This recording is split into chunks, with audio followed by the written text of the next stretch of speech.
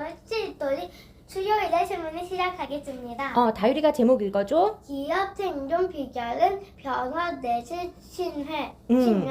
기업 생존의 비결은 변화, 내실, 신뢰. 이렇게 세 가지가 다 있어야 된대. 그래서 오늘 할 내용은 변화하는데 실패했던 코닥, 그리고 내실을 튼튼히 하지 못했던 펜 아메리카 항공, 이 두 회사에 대해서 이야기를 나눠볼 건데, 먼저 코닥이라는 회사. 코닥 어떠한 게 딱 생각나? 코닥 하면? 카메라. 그래, 맞아. 코닥 카메라, 그리고 코닥 필름. 이게 가장 유명해. 이 코닥이라는 회사는 이스트먼 코닥이라고 불리는데, 디지털 카메라가 자리 잡기 전에 카메라에는 반드시 들어가는 게 있었어. 동그랗고 끼워 넣는 거. 종이같이. 필름이었어. 필름이 필요했는데, 필름은 사진이 찍히는 용지 역할을 하는 거야. 휴대와 사용이 쉬운 작은 원톤형 필름을 처음으로 개발한 업체가 바로 이스트먼 코닥이었어. 이 이전의 사진기는 어땠을까? 무슨 제품이 짜라다 미쳐갖고 그 제품을 다 갖고 가기 힘들어갖고 불편했잖아요. 크기가 어땠을까? 커요. 엄청 컸지. 그리고 산바리처럼 다리가 있는 거치대 같은 데다 이렇게 세워놓고 찍어야 되니까 사람들이 한번 사진을 찍을 때는 그 사진을 찍어주는 사람을 불러서 사진을 찍어야 돼. 혼자 가지고 다니면서 아무 때나 내가 원할 때 찍을 수가 없었지. 이 미국의 조지 이스트만이라는 사람이 당시에 크고 무거운 카메라가 불편하다라고 느끼고 고민하고 실험한 끝에 1882년에 필름의 초기 형태를 만들게 됐어. 그리고 1888년에 코닥이라는 회사를 설립을 하게 돼. 코닥은 세계 최초로 휴대용 사진기를 개발했고 워낙에 유명해가지고 이 필름이라는 자체가 꼭 코닥 회사가 아니라 다른 회사에서도 만든 필름들이 있기는 했어. 그런데도 이 필름이라는 자체를 코닥 필름이라고 부를 정도로 그렇게 카메라와 필름을 대표하는 그런 회사였었어. 그랬는데 이런 회사가 2012년도 1월 19일 날에 미국 정부에 파산 보호 신청을 하게 돼. 파산 보호 신청이라는 건 뭐냐면 기업이 붕괴가 우려되니 정부가 도와주세요라고 신청을 하는 게 파산 보호 신청이야. 이렇게 세계 시장을 주도하던 코닥이 무너진 가장 큰 이유가 뭘까? 왜 무너졌을까? 변화가 잘 안 돼서? 맞아, 딩동댕이야. 변화를 못했기 때문이야. 1975년도에 코닥의 한 엔지니어가 세계 최초로 디지털 카메라를 개발하게 됐어. 그러니까 디지털 카메라를 세계 최초로 개발한 회사가 바로 코닥이었어. 근데도 왜 무너졌을까? 가장 최초로 발견해놓고서. 변화가 잘 안 되니까. 맞아, 변화가 안 됐던 거야.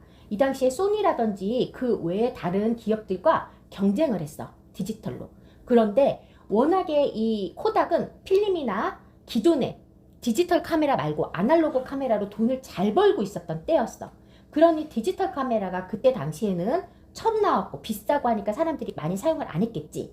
그렇지만 미래를 보는 눈이 있었다라면 이거는 지금은 안 돼도 분명히 언젠가는 될 거야 라고 생각을 했어야 되는데, 코닥에서는 지금 당장 돈이 안 되니 디지털 사업은 하지 말자. 우리 그냥 기존에 했었던 필름과 아날로그 필름식 카메라에 주력하자. 이렇게 생각을 한 거지.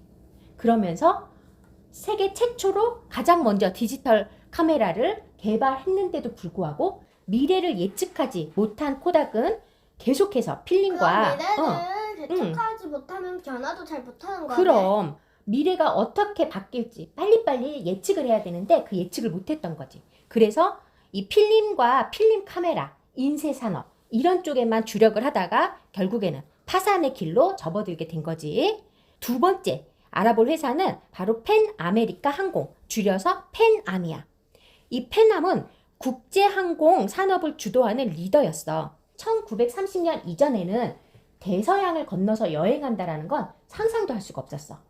그런데 이때 펜암에서 처음으로 대서양을 횡단해서 갈 수 있는 전기 노선을 만들어서 비행을 하기 시작한 거지. 그럼 펜암이 생신 처음으로 비행기를 만든 거네. 비행기를 만든 거는 아니야. 비행기는 그 전부터 있었는데 이렇게 대서양을 건너서 여행을 하지는 않았었어. 먼 거리에 큰 바다를 건너지는 않았지. 그리고 승무원들이 유니폼을 지금은 다 입고 있지, 당시에는 승무원들이 유니폼 제도가 없었어. 그런데 페남에서 처음으로 유니폼도 만들었고 컴퓨터를 이용해서 예약하는 그런 시스템도 처음으로 이 페남이라는 곳에서 도입을 한 거야. 그러니까 어때? 완전히 페남은 선두자지. 무엇이든 처음으로 해가면서 만들어낸 항공업계 선두자야. 1970년 1월 22일에 페남은 보잉 747을 도입하게 돼.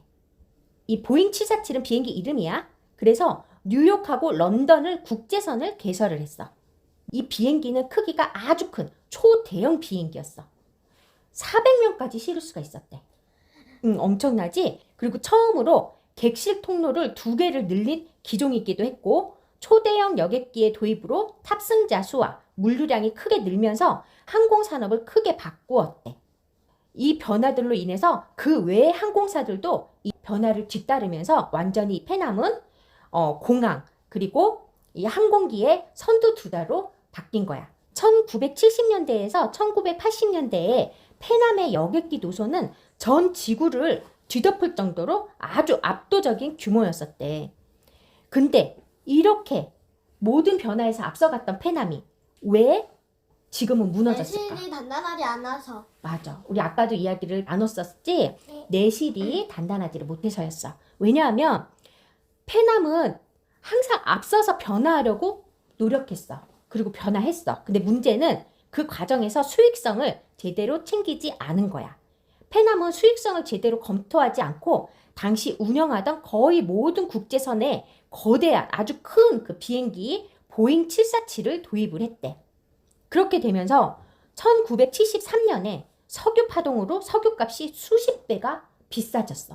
오르게 됐고 항공사들 중에서 이 가장 큰 비행기를 운행했던 페남이 가장 큰 타격을 입었겠지. 그러면서 페남이 파산하게 된 거야. 이 운영비하고 연료비가 많이 나가는데 승객 수가 줄면 어떻게 될까? 돈을 못 벌어요. 맞아. 한번 운행을 할 때마다 적자가 엄청나겠지. 그런데다가 1990년도부터 시작된 걸프 전쟁으로 인해서 유가가 급등하게 된 거야. 석유값이 너무 비싸졌어.